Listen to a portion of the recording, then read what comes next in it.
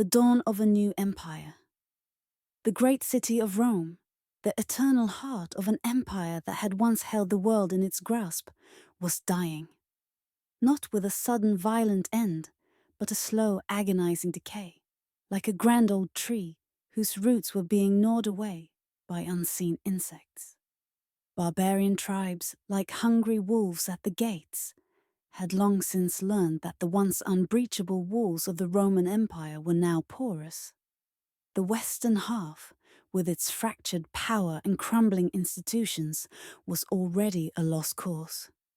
The sun, which had risen over the Roman world for over a millennium, was beginning its long, dramatic descent.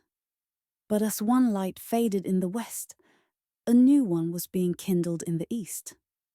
This was the vision of a man named Constantine, a soldier emperor who had wrestled his way to the pinnacle of power.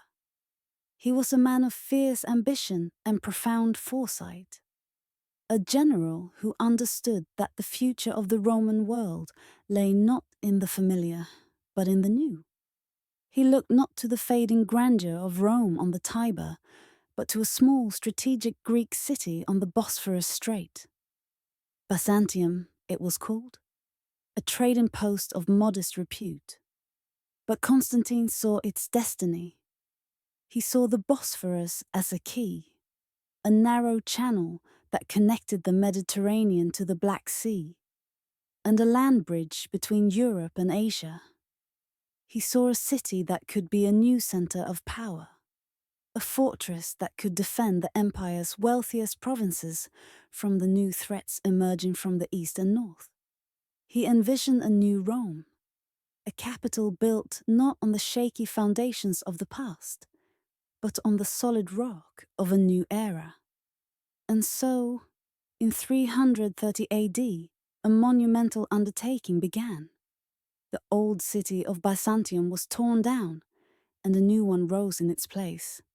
A city built with all the splendor and purpose of Rome itself, but with a new spirit. It was given his name, Constantinople.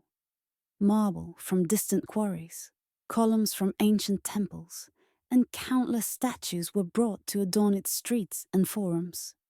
It was more than a city, it was a statement.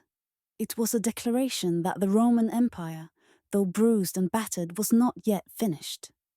It had simply shifted its gaze eastward, towards the rising sun. For the next century and a half, the Roman Empire formally split.